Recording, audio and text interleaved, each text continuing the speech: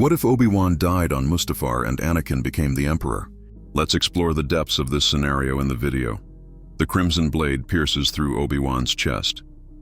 The Jedi Master's eyes widen in shock. He falls. Anakin Skywalker stands over his former master's body, breathing heavily. The man who trained him, the man who loved him like a brother, dead by his own hand. But this isn't where the story ends. This is where everything changes. Because without Obi-Wan's survival, without that final confrontation on the Death Star years later, the galaxy faces something far worse than Darth Vader. It faces Emperor Skywalker, a man who killed not just his master but his own mentor, a ruler driven by grief so profound it reshapes the very nature of tyranny itself. What happens when the Chosen One doesn't get a second chance at redemption? When there's no old master to show him the light?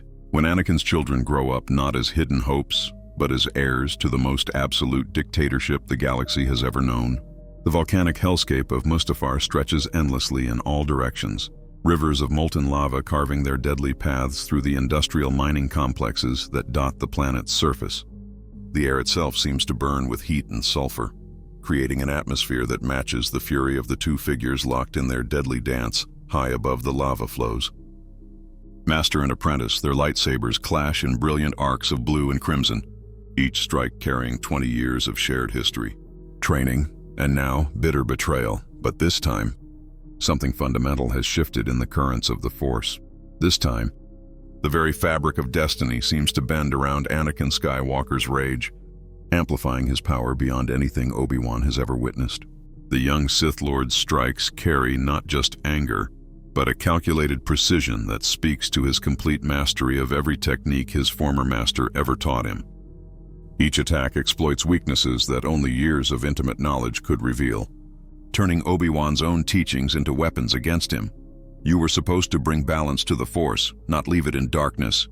Obi-Wan's voice carries across the industrial platform as he desperately parries another vicious overhead strike. His defensive form, usually so perfect and measured, shows signs of strain. Sweat beads on his forehead, not just from the planet's oppressive heat, but from the sheer effort required to match Anakin's relentless assault. I am bringing balance. Anakin's response comes between lightning-fast combinations that force his master to give ground step by step. The Jedi failed the galaxy! They failed me. They failed Padmé. Your precious order sat in their ivory tower while Palpatine played them like fools for over a decade. The platform beneath them groans and shifts as their battle carries them across its length. Sparks fly where their lightsabers meet, creating brief moments of blinding light against the hellish backdrop. Anakin's form has evolved beyond anything Obi-Wan taught him, incorporating elements of aggression and raw power that make him nearly unstoppable in single combat. You were my brother, Anakin. I loved you. The words tear from Obi-Wan's throat as he barely deflects a strike that would have taken his head. But even as he speaks, he can see that his former Padawan is beyond reach. The young man he raised, the chosen one he believed in, has been consumed by something darker and more terrible than he ever imagined possible. And I loved you too, Master.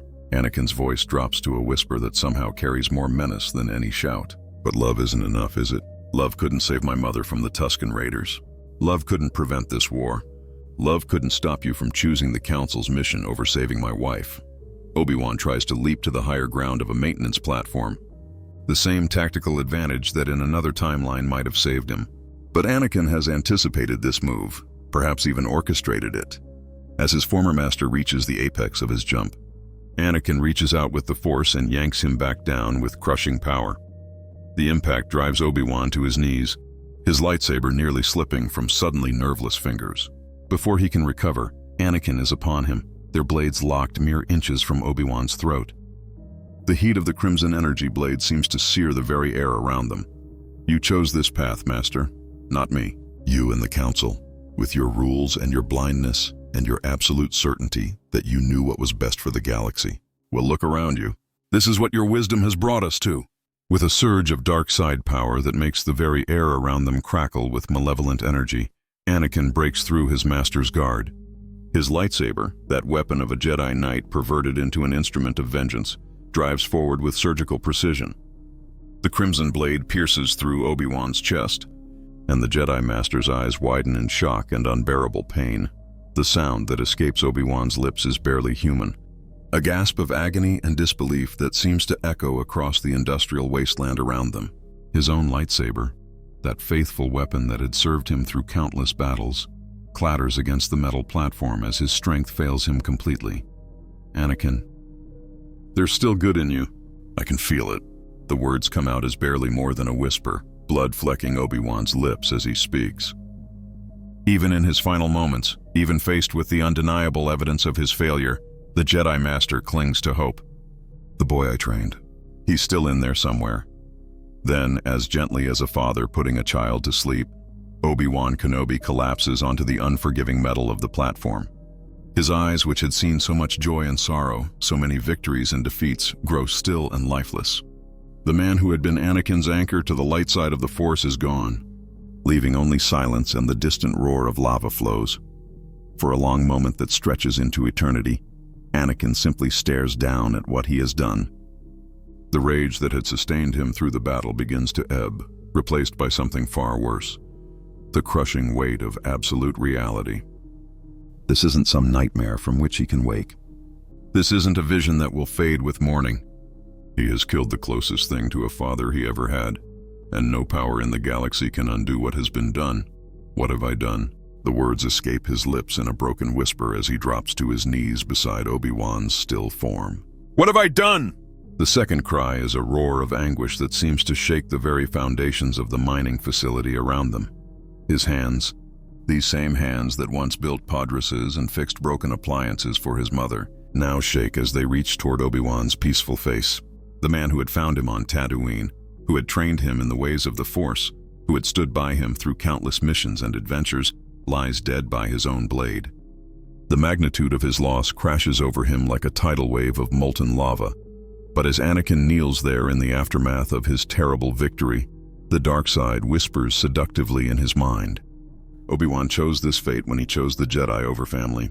He made his decision when he came here to kill you rather than help you save Padmé. This is not your failure. This is the inevitable result of the Jedi's rigid dogma and blindness to the truth. The voice in his head sounds reasonable, logical even.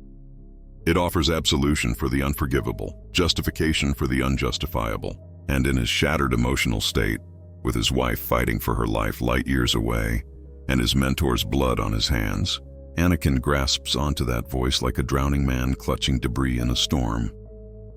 By the time Imperial forces arrive to extract him from Mustafar, Anakin Skywalker has completed his transformation. The conflict within him, the last vestiges of light warring against darkness, has been resolved not through redemption, but through the complete victory of his rage and pain.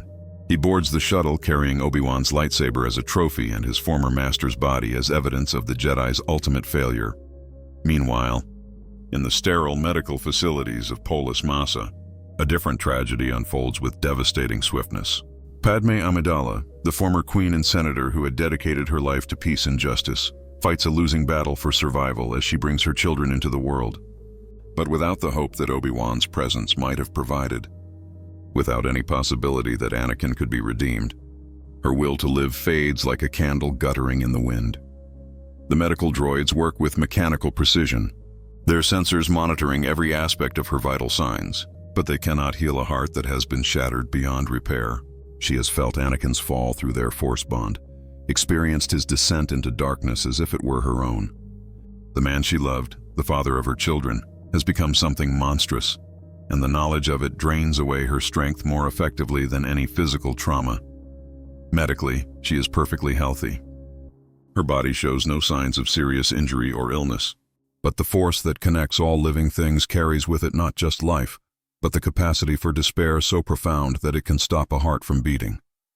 The droids, for all their advanced programming, cannot quantify or treat the death of hope itself. Obi-Wan, is he? Her voice is barely a whisper as consciousness fades in and out like a tide. The medical droid's response is gentle but merciless in its honesty. I'm sorry, milady. Master Kenobi was killed on Mustafar. Anakin Skywalker is lost to the dark side. Padmé's eyes close as if the words were a physical blow. In her arms, two perfect infants cry softly, unaware that they are about to become orphans. Padmé's life unfolds very differently in this timeline. Without Anakin, she continues her work in the Senate, becoming one of the most vocal opponents of Palpatine's increasing consolidation of power. She forms alliances with other senators like Bail Organa and Mon Mothma, laying the groundwork for what will eventually become the Rebel Alliance. She may even marry eventually, perhaps to a fellow politician or a noble from Naboo, someone who shares her values and her dedication to the Republic's ideals. Her life has purpose and meaning, but it's a different kind of story. One without the passionate, destructive romance that defined her fate in our timeline. Meanwhile, Supreme Chancellor Palpatine watches Anakin Skywalker's development with increasing frustration. In the original timeline, Anakin was the perfect target for manipulation. Powerful, emotional, and vulnerable through his attachment to Padmé. Here, Anakin is harder to reach. Palpatine still cultivates a relationship with the young Jedi, still positions himself as a mentor and father figure. He invites Anakin to the opera, to private dinners, to late-night conversations. He listens sympathetically to Anakin's frustrations with the Council, validates his feelings, and subtly plants seeds of doubt about the Jedi's judgment. But it's not working the way Palpatine needs it to. Anakin respects the Chancellor, even likes him, but he's not dependent on him. He has Obi-Wan for guidance, he has the Jedi Order for belonging, and he has the satisfaction of serving a cause he believes in. Palpatine tries different approaches. He hints at the power to prevent death, thinking it might appeal to Anakin's lingering grief over his mother. Anakin listens politely but responds that the Jedi have taught him to accept death as a natural part of life, that his mother is one with the Force now. Palpatine suggests that the Jedi Council is holding Anakin back, that they fear his power. Anakin admits they can be frustrating, but he also acknowledges that they have wisdom he's still learning to appreciate. Palpatine realizes he may need to pursue a different apprentice. Perhaps he focuses more attention on Count Dooku, planning to keep the Separatist leader as his Sith apprentice rather than discarding him. Or perhaps he begins grooming someone else entirely. But Anakin Skywalker, the chosen one, the one who was supposed to be the perfect vessel for the dark side, is slipping through his fingers. This is unacceptable. The Sith Lord begins to formulate more desperate plans, more direct interventions that might push Anakin toward the darkness. During a particularly brutal campaign, Palpatine arranges for Anakin to be captured by Separatist forces. The torture is designed to break him, to make him tap into his rage and hatred. For days, Anakin endures pain and humiliation, and the dark side whispers to him constantly. It would be so easy to give in, to use his anger to break free, to slaughter his captors. But Anakin remembers Obi-Wan's lessons. He remembers the moment on Tatooine when he almost became a monster. He holds on to the light, enduring through meditation and faith in the Force. When Obi-Wan finally rescues him, leading a daring extraction mission, Anakin is battered but unbroken. Palpatine's plan has failed. As the war drags on, Palpatine becomes increasingly concerned. His grand design requires Anakin Skywalker as Darth Vader. The vision he's had through the dark side, the future he's seen, depends on turning the Chosen One. Without Anakin, Order 66 will still eliminate most of the Jedi, but the survivors will be more dangerous. Without Vader as his enforcer, the Empire will be harder to maintain. Palpatine needs to change tactics entirely. He begins to consider whether he should abandon subtlety and simply try to kill Anakin. If he cannot turn the Chosen One, perhaps it's better to eliminate him before he becomes a threat. But Anakin is not easy to kill. He's one of the most powerful Jedi alive, constantly surrounded by clone troops loyal to him, and protected by Obi-Wan's vigilant friendship. Palpatine's assassination attempts fail repeatedly. Each failure makes the Sith Lord more desperate and more visible in his machinations. His mask begins to slip. Certain senators start to notice inconsistencies in the Chancellor's actions. Padmé Amidala, with her sharp political mind, begins connecting dots. She brings her concerns to the Jedi Council, specifically to Master Yoda and Mace Windu. The Council has their own suspicions. The dark side clouds everything, but patterns are emerging. Palpatine's emergency powers never seem to get relinquished. The war continues far longer than it should, and there's something about the Chancellor himself, something that sets their Force senses on edge. When Padmé presents her evidence of political manipulation and constitutional violations, the Council realizes they must act. But they need proof of Palpatine's connection to the Sith, not just his authoritarianism. Anakin is brought into the investigation. The Council, recognizing his unique relationship with the Chancellor and his proven loyalty to the Jedi Order, asks him to maintain his friendship with Palpatine while subtly probing for information. It's a delicate mission, one that requires Anakin to be duplicitous in a way that makes him uncomfortable. But he understands the necessity. If Palpatine truly is the Sith Lord they've been searching for, if he's been orchestrating the war from both sides, then he must be stopped. Over several weeks, Anakin meets with Palpatine regularly, and the Chancellor, sensing that his time is running out, makes a critical mistake. He reveals too much. During a conversation about the nature of the Force, Palpatine tells Anakin the story of Darth Plagueis the Wise, the Sith Lord who could manipulate midi-chlorians to create life and prevent death. He watches Anakin carefully, waiting for the young Jedi to take the bait. But Anakin's reaction is not what Palpatine expects. Instead of desperate interest, Anakin shows concern. He asks Palpatine how he knows these Sith legends. The Chancellor tries to deflect, but Anakin presses. The conversation grows tense. Finally, Palpatine makes his play. He reveals his true identity as Darth Sidious. He offers Anakin power, position, the chance to bring true order to the galaxy.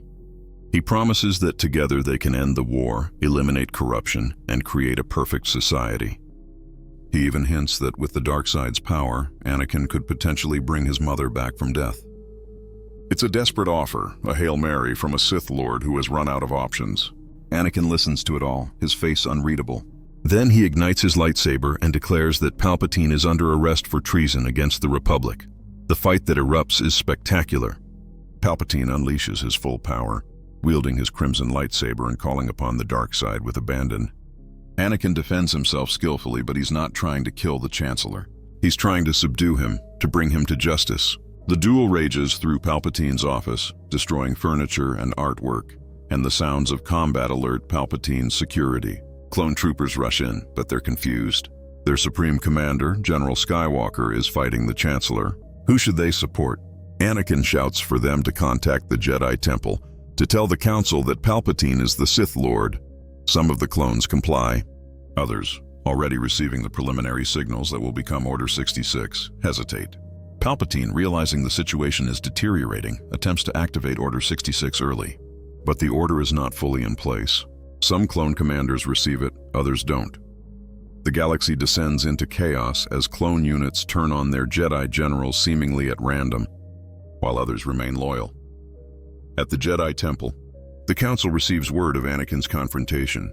Mace Windu immediately assembles a strike team, including Obi-Wan Kenobi, and they rush to the Chancellor's office. They arrive to find Anakin dueling Palpatine, barely holding his own against the Sith Lord's ferocity. The arrival of 4 more Jedi Masters tips the balance immediately. Palpatine knows he cannot defeat 5 of the Order's finest simultaneously. He attempts to escape, blasting through a window with Force lightning and fleeing into the Coruscant sky lanes. The chase that follows spans the entire city planet. Jedi and Sith clash on speeder platforms, on building ledges, across the rooftops of skyscrapers.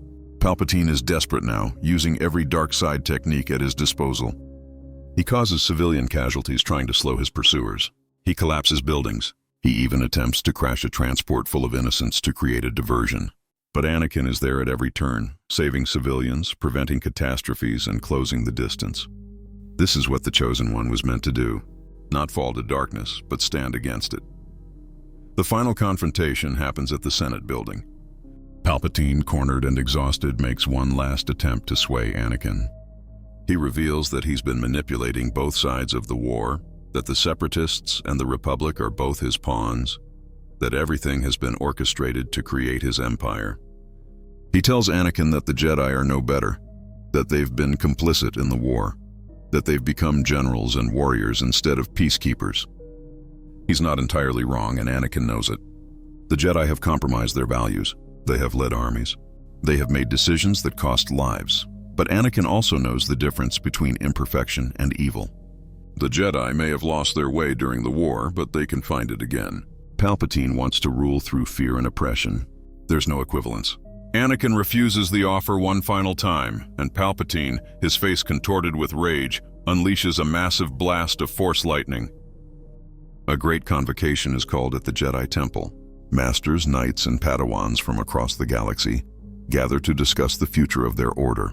Anakin Skywalker, now recognized as a hero who resisted the dark side's call and helped defeat the Sith, is invited to speak. He stands before his fellow Jedi and delivers a passionate address about the need for reform. The Order must reconnect with the living Force. They must stop being warriors and become peacekeepers again. They must acknowledge that attachment in moderation is not inherently evil, and that suppressing all emotion can be just as dangerous as indulging it. His words are controversial. Some masters cling to tradition, insisting that the old ways kept the Jedi strong for millennia. Others, particularly the younger generation who fought in the Clone Wars, recognize the truth in Anakin's perspective. Master Yoda, ancient and reflective, surprises everyone by siding with Anakin. He admits that the Council grew arrogant, that they believed their understanding of the Force was complete, and that such hubris blinded them. The Jedi Order begins a period of reformation, slowly adapting to a new philosophy that balances discipline with compassion, detachment with connection. Anakin himself becomes a teacher. He takes on Padawans and trains them in a style that combines Obi-Wan's discipline with Qui-Gon's intuition. He teaches them that being a Jedi means serving others, not ruling over them. He shares his own struggles with anger and fear, using his experiences as lessons rather than secrets to be hidden. He becomes known as one of the wisest masters of his generation, sought after for his insights and his ability to connect with struggling students. Years pass.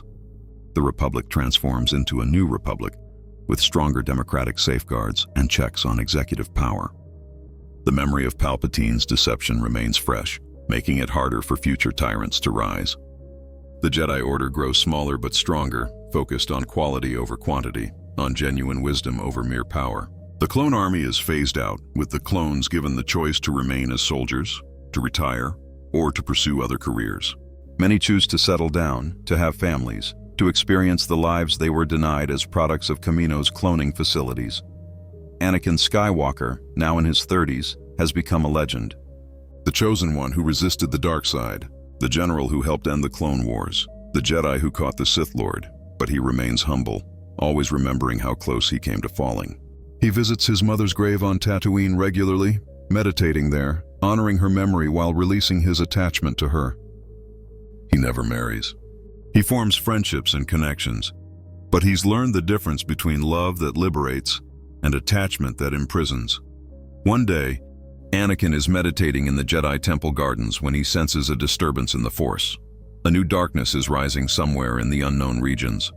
The Sith may have been defeated, but the dark side is eternal, and there are always those who seek its power. Anakin opens his eyes and stands, his hand resting on his lightsaber. The fight is never truly over. But this time he faces it not as a conflicted, vulnerable young man, but as a mature Jedi Master, grounded in the light and surrounded by allies he trusts. Obi-Wan joins him in the garden, sensing the same disturbance. The two old friends exchange a look, and without words they understand. Whatever comes next, they'll face it together. The Chosen One has fulfilled his destiny, not by destroying the Sith through his own fall and redemption, but by standing firm in the light and inspiring others to do the same. Balance has come to the Force, not through one dramatic sacrifice, but through years of patient growth and commitment to the Jedi ideals. But let's consider the alternative. What if, despite everything, Anakin still falls? What if Palpatine's manipulation runs deeper than we thought? There's another version of this timeline, a darker branch, where even without Padmé, Anakin's inner demons prove too strong. Perhaps during one of those battles in the Clone Wars, Anakin is forced to make an impossible choice. Perhaps he must sacrifice civilians to achieve a military objective, or perhaps he witnesses atrocities that break something fundamental inside him. The trauma of war, the moral compromises, the endless death, all of it weighs on his soul. In this version, Palpatine doesn't try to seduce Anakin with promises of saving a loved one. Instead, he offers something else: certainty. The dark side, Palpatine explains, doesn't pretend that the galaxy is fair or that justice will prevail. It accepts reality as it is, brutal, chaotic, and cruel. Only through absolute power can order be imposed. Only through strength can peace be maintained. And Anakin, exhausted and disillusioned by years of war, might listen. Not because he loves someone, but because he's lost faith in the light. This version of Anakin's fall would be more philosophical than emotional. He wouldn't be trying to save Padmé because Padmé isn't his wife. He would be trying to save the galaxy itself, convinced that the Jedi's passive approach has failed, that democracy is too weak, that only an empire can bring stability. It would be a colder fall, more intellectual, but no less tragic. Darth Vader would still be born, but he would be a different kind of monster. Not a heartbroken husband, but a zealot who believes he's doing what's necessary. In this darker timeline, Order 66 succeeds completely. Anakin leads the attack on the Jedi Temple, but his reasons are different. He's not doing it to save someone he loves. He's doing it because he's convinced himself the Jedi are a threat to peace, that their elimination is necessary for the greater good. The Empire rises, and Vader becomes its enforcer, but without the internal conflict that defined him in our original timeline. This Vader is more dangerous because he's more committed. He truly believes in what he's doing, but even in this darkest version, hope would still exist. Because this is Star Wars, and in Star Wars, hope is the most powerful force in the galaxy. Perhaps a surviving Jedi Master, maybe Obi-Wan or Yoda, manages to preserve some knowledge, some truth about who Anakin was before his fall. Perhaps they go into hiding, waiting for the right moment to reveal that truth to someone who can make a difference. Perhaps that someone is Leia Organa, who exists in this timeline not as Anakin's daughter, but as Padmé's daughter from a different relationship. Someone who still carries the genetic predisposition for force sensitivity and the moral courage to stand against tyranny. Or perhaps hope comes from an unexpected source. One of Anakin's former clone troopers, someone who resisted Order 66, or had their inhibitor chip removed, someone who remembers the general who fought beside them with honor and compassion. This clone might become a rallying point for resistance, someone who can testify that Darth Vader was once a good man, that the Empire's greatest weapon was once the Republic's greatest hero. That narrative, that possibility of redemption, could inspire a rebellion even without Luke Skywalker. But these darker timelines feel less likely. Anakin's fall in our original story was so specifically tied to his love for Padmé, to his fear of losing her, to his desperation to prevent her death. Without that particular vulnerability, without that specific emotional wound, the path to darkness becomes significantly harder for him to walk. Palpatine needed Padmé to turn Anakin. He needed that attachment, that fear, that love twisted into possession. Without it, his manipulations lacked their most powerful lever. So the most probable outcome of Anakin never meeting Padmé is a galaxy saved. Not perfectly, not without cost, but saved nonetheless. The Jedi Order survives, though changed. The Republic endures, though reformed. The Sith are defeated, though vigilance remains necessary. And Anakin Skywalker becomes what he was always meant to be, a force for good, a beacon of hope, a master who teaches others to walk the fine line between compassion and attachment, between passion and peace. There's a bittersweet quality to this timeline. Luke and Leia Skywalker are never born. Their specific heroism, their unique contributions to the galaxy's salvation, never happen. The friendships between Luke, Han, and Leia, the romance between Han and Leia, the redemption of Vader through Luke's love, all of these beautiful moments are erased. The galaxy is saved, but the cost is that some of its greatest heroes never exist. It raises a philosophical question. Is a timeline without suffering preferable to a timeline where suffering leads to profound growth and redemption? Padmé's life without Anakin is fuller in some ways, emptier in others. She continues her political career, possibly becoming chancellor herself one day. She fights for justice and democracy until her last breath. She might have children with someone else, might experience love and family, might die peacefully in old age surrounded by grandchildren. It's a good life, a meaningful life, but it lacks the passion, the intensity, the desperate romance that defined her in our original timeline. She never knows the highest highs or the lowest lows. Is that trade worth it? And what about Anakin himself? Without Padmé, he never experiences that all-consuming love, that connection that made him feel complete. He never holds his children, never hears Luke call him father, never sees Leia's strength and determination. He lives a noble life, a Jedi life, but perhaps a lonelier one. He has friends, students, purpose, but never that one person who made him feel like he could be more than what he was born to be. Does he sense in quiet moments that something is missing? Does the Force whisper to him about paths not taken, about a life that might have been? The truth is that both timelines have validity. In the one we know, Anakin and Padmé's love created both terrible darkness and ultimate redemption. Their children saved the galaxy, but only after their father nearly destroyed it. In this alternate timeline, the galaxy is saved more cleanly, but it's also a smaller story, less mythic, less operatic. Star Wars is fundamentally a saga about love, family, and redemption.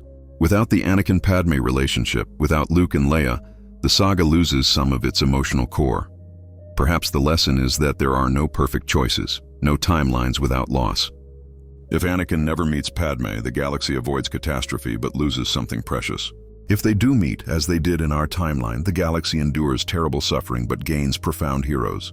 The Force works in mysterious ways, balancing light and dark, creation and destruction, joy and sorrow.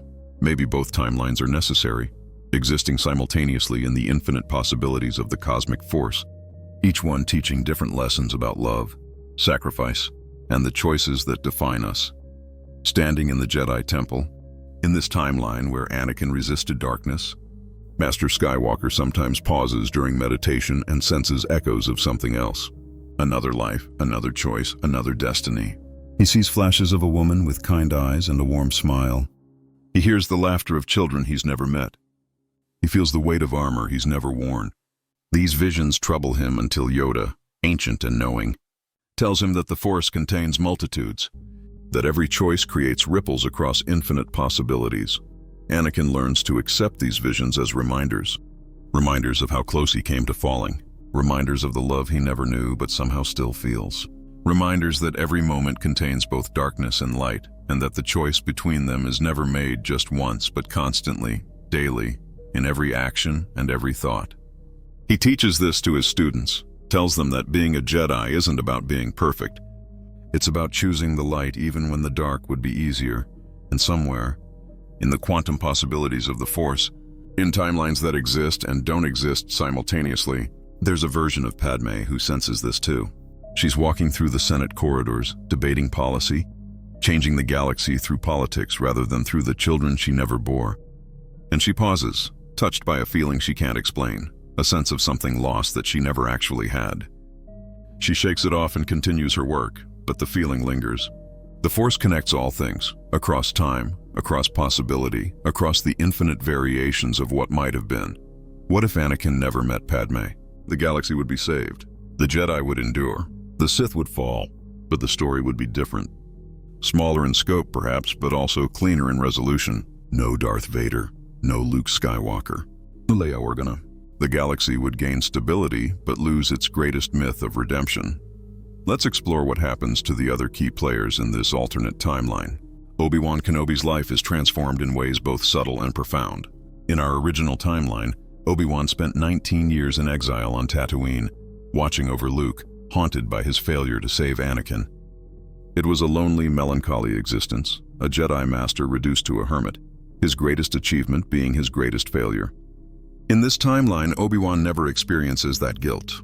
He successfully guides Anakin through his training, helps him resist the dark side, and fights beside him to defeat Palpatine. He becomes one of the most celebrated Jedi Masters of all time, his name spoken with reverence throughout the galaxy. But there's a cost to this success. In our original timeline, Obi-Wan's exile forced him to confront himself, to meditate deeply on his failures, to commune with Qui-Gon's Force ghost and learn secrets of immortality through the Force. He grew in wisdom precisely because he had lost everything. In this alternate timeline, Obi-Wan is successful, respected, and surrounded by fellow Jedi. But does he achieve the same spiritual depth? Does victory teach the same lessons as defeat? Perhaps not. Perhaps this version of Obi-Wan is more confident but less wise, more accomplished but less enlightened. Yoda faces similar questions. The ancient Jedi Master spends his final years not in exile on Dagobah, wrestling with the Order's failures, but in the rebuilt Jedi Temple, honored and revered. He lives to see the Jedi Order reformed, to see his teachings vindicated, to see Anakin become the Jedi he always hoped he would be. It's a happier ending for Yoda, certainly, but is it a better one? In our original timeline, Yoda's final lesson to Luke was about accepting failure as part of growth, about learning from defeat. In this timeline, what does Yoda teach? That following the rules leads to victory? That the old ways work if you just believe hard enough? The philosophical implications ripple outward. Star Wars, at its core, is about imperfection, about broken people finding redemption, about learning from mistakes. It's about how love can corrupt but also save, how attachment can destroy but also heal, how even the darkest soul can find light again. If Anakin never meets Padmé, if he never falls, if he never needs redemption, does the story lose something essential? Does a tale of someone simply being good from start to finish carry the same weight as a tale of someone falling into darkness and clawing their way back to light? Consider the Rebel Alliance in this timeline, or rather, the lack of one. In our original story, the rebellion formed in response to the Empire's tyranny, and it was led by people like Mon Mothma, Bail Organa, and eventually Princess Leia. They were united by suffering, by loss, by the shared experience of living under Vader's terror. In this alternate timeline, the Empire never rises, so the rebellion never forms. Instead, they're simply a continuation of the Republic, reformed and improved but still fundamentally the same government. Is that better? Objectively, yes. Trillions of beings don't suffer under imperial oppression. But narratively, something is lost. The rebellion's story of ordinary people rising up against overwhelming evil, of hope persisting in darkness, never happens. Han Solo's life is completely different. In our original timeline, Han was a smuggler who got pulled into the rebellion by Luke and Leia, who found redemption through friendship and love, who transformed from a selfish scoundrel into a hero. In this alternate timeline, Han might remain a smuggler his entire life. He might have adventures, might make money, might even help people occasionally, but he never experiences that transformative journey. He never meets Luke Skywalker. He never falls in love with Leia Organa. He never learns that there are causes worth fighting for beyond personal gain. He's not a bad person, but he never becomes a great one. Chewbacca, Han's loyal companion, faces a similar fate. In our timeline, Chewie became a hero of the rebellion, fought at the Battle of Endor, helped destroy the second Death Star. In this timeline, he's just a Wookiee helping his friend smuggle cargo. A good life perhaps, but not a legendary one. The same applies to countless others whose lives were defined by the fight against the Empire. Wedge Antilles never becomes the greatest starfighter pilot in the rebellion. Lando Calrissian never redeems his betrayal of Han by helping destroy the Death Star. These stories of redemption, transformation, and heroism against impossible odds, they all vanish. Even the droids are affected. R2-D2 and C-3PO, in our original timeline, were witnesses to the entire saga, present at nearly every crucial moment from the Clone Wars through the fall of the Empire. They carried the Death Star plans, helped Luke rescue Leia, supported the rebellion in countless ways. In this alternate timeline, they might serve Padmé in the Senate, might have a comfortable existence as protocol and astromech droids, but their story lacks the epic scope. They're not the unlikely heroes carrying vital information across a galaxy at war. They're just droids. The more we examine this alternate timeline, the more we see a pattern. Things are objectively better. More people survive. The galaxy is more stable. Democracy prevails. But the story is flatter. There are fewer peaks and valleys, less drama, less emotional intensity. It's the difference between a life lived safely and a life lived fully. Neither is wrong, but they're fundamentally different in character. This raises uncomfortable questions about narrative and morality.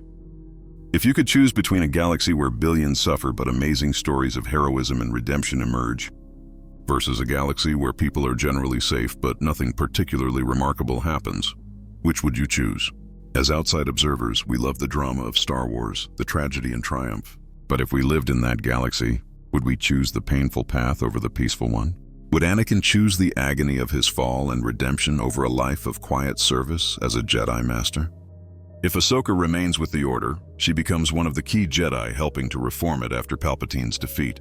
Her unique perspective, her experience with the common people of the galaxy, her understanding of the Jedi's flaws, all of this makes her invaluable in rebuilding. She might become a council member herself one day, one of the voices arguing for a more compassionate, less dogmatic Jedi philosophy. Together with Anakin, she helps create a Jedi Order that's more connected to the people it serves, more humble about its limitations, more open to growth and change. The criminal underworld also evolves differently. In our original timeline, the Empire's iron grip on the galaxy actually empowered criminal organizations. The Hutts, the Black Sun, various smuggling rings, they all thrived by operating in the gaps of Imperial control. In this alternate timeline, with a functional republic enforcing laws more fairly, Organized crime faces more effective opposition. Jabba the Hutt might still be powerful, but his influence is more limited. The spice mines of Kessel might be liberated. The slave trade that Anakin hated so much might actually be eradicated galaxy-wide. Something the Republic talks about, but the Empire never bothered with.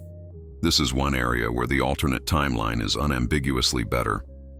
Anakin, never forgetting his own origins as a slave, becomes one of the most vocal advocates for abolition. As a respected Jedi Master with the status of a war hero, his voice carries weight. He lobbies the Senate, leads missions to free enslaved populations, and uses his influence to push for strict enforcement of anti-slavery laws. It becomes his life's mission, the way he honors his mother's memory. Slowly, world by world, system by system, slavery is pushed back until it exists only in the most remote regions of the Outer Rim. This achievement alone might make the alternate timeline worthwhile. In our original story, Anakin's fall prevented him from ever truly addressing the injustice he experienced as a child. He had the power as Darth Vader, but not the will or the moral authority. Here, he has both. Millions of beings live free because Anakin Skywalker didn't become a monster. That's not nothing. That's actually extraordinary. It's a different kind of heroism than Luke's, less dramatic, but possibly more impactful in practical terms. The Force itself might manifest differently in this timeline. In our original story, the prophecy of the Chosen One was fulfilled through Anakin's destruction of the Sith, but it took decades of darkness before that balance was achieved. In this alternate timeline, balance comes sooner and less violently. Palpatine is defeated when Anakin is still in his 20s. The Sith are ended. But balance isn't just about destroying the Sith.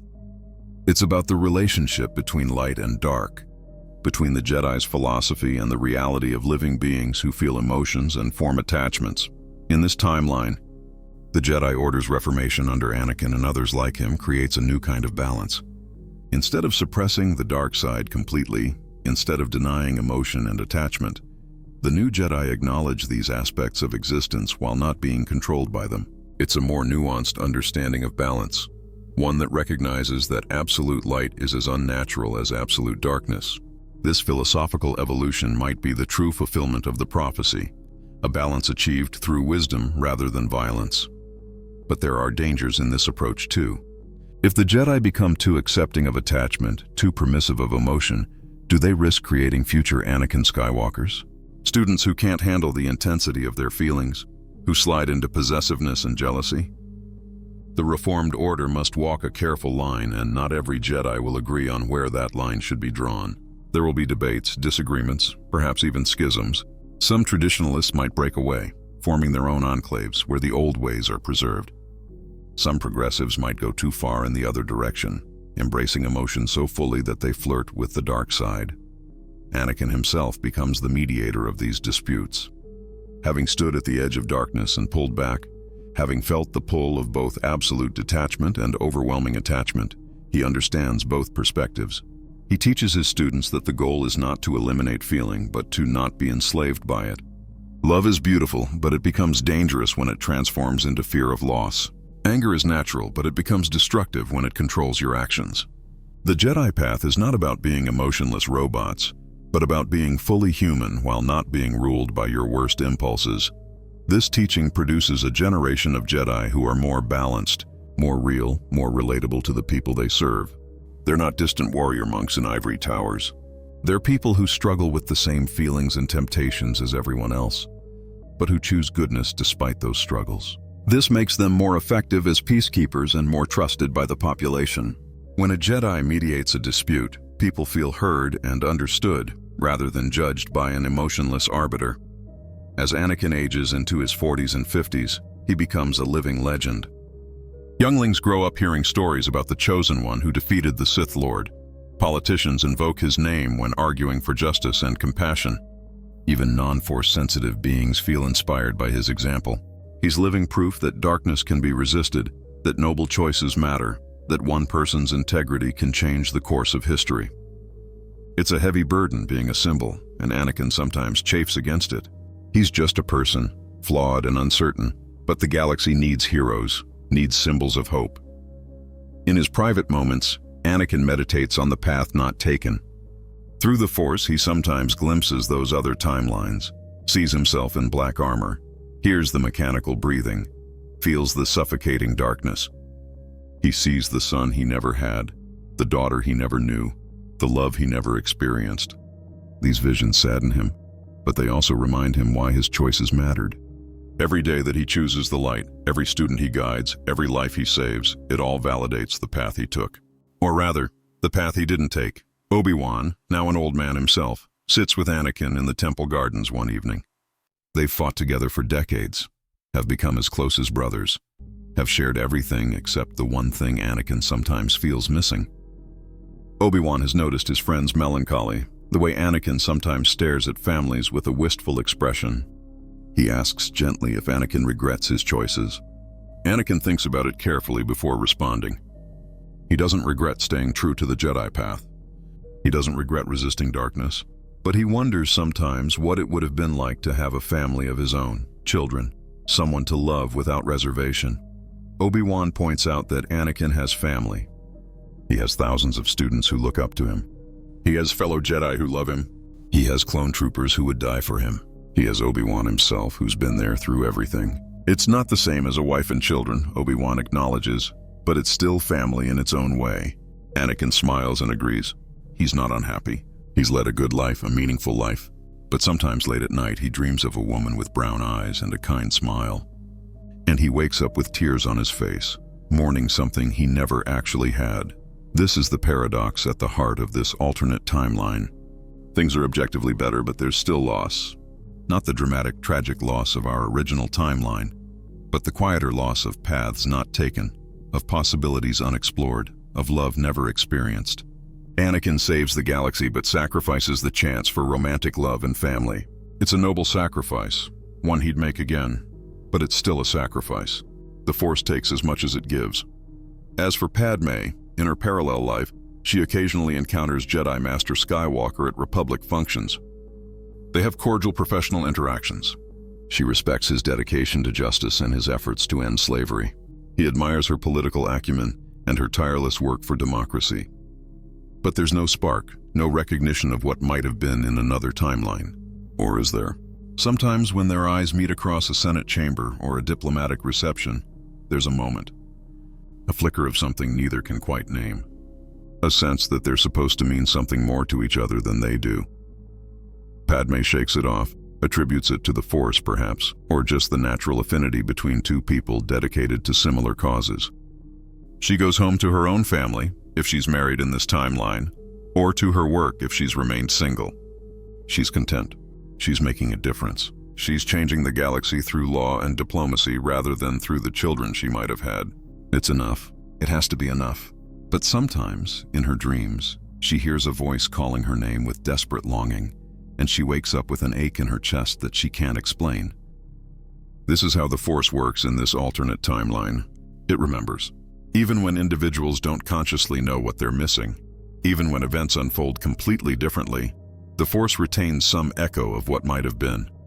Anakin and Padmé are connected across timelines, their souls recognizing each other even when their minds don't understand why. It's not enough to change their choices in this timeline, but it's enough to create a wistful longing, a sense that something is incomplete. The galaxy continues to evolve. New threats emerge, because they always do. Perhaps a remnant of the Separatists regroups under new leadership. Perhaps a criminal syndicate grows powerful enough to challenge the Republic.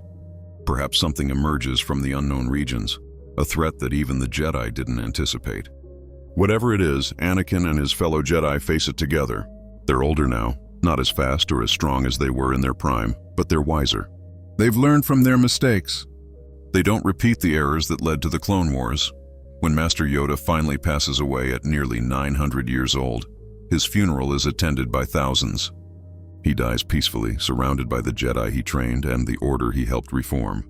His last words are to Anakin, thanking him for proving that the prophecy was true, that balance could be achieved through wisdom rather than just through violence. Anakin weeps at his old teacher's passing, but he's also grateful. Yoda got to see the fruits of his centuries of service. He didn't die in exile, didn't spend his last years hiding in a swamp, didn't watch his order destroyed.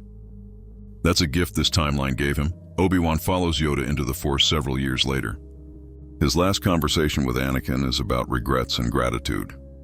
He tells Anakin that training him was the greatest privilege of his life. that watching him resist darkness and become a true Jedi Master vindicated every moment of doubt and difficulty. Anakin holds his old friend's hand as he passes, feeling the connection between them through the Force, knowing it will never truly be severed.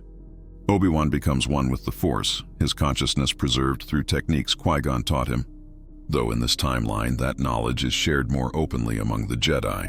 Eventually, Anakin himself grows old. He's in his 70s now, still strong in the Force but physically showing his age. He's trained hundreds of Jedi, ended slavery in dozens of systems, mediated countless conflicts, and lived a life of service. He's respected, honored, loved, but he's also lonely in a way that's hard to articulate. He has friends, students, a whole order that reveres him, but no one person who is his. No one who chose him above all others. No one who created a life with him. On his final night, Anakin meditates in his chambers, preparing to become one with the Force. He's not afraid. Death is just another transformation, another part of the eternal cycle. As he lets go of his physical form, as his consciousness expands into the cosmic force, he experiences something extraordinary. He sees all the timelines at once. He sees himself as Darth Vader, mechanical and monstrous. He sees himself strangling Padmé on Mustafar. He sees Order 66, the temple burning, younglings dying. But he also sees Luke redeeming him, sees Leia's strength, sees the rebellion's victory. He sees the pain and the glory of the path he didn't take. And then he sees this timeline, the one he actually lived. He sees the lives saved by his choices, the students he trained, the slavery he ended, the darkness he resisted. He sees Padmé living a full life, dying old and respected. He sees Obi-Wan proud rather than broken. He sees the Jedi Order thriving rather than extinct. He sees the galaxy at peace. Both timelines are real. Both exist in the infinite possibilities of the Force. Both have value and meaning. In his final moment of consciousness before merging with the Force, Anakin Skywalker understands. The prophecy wasn't about just one path.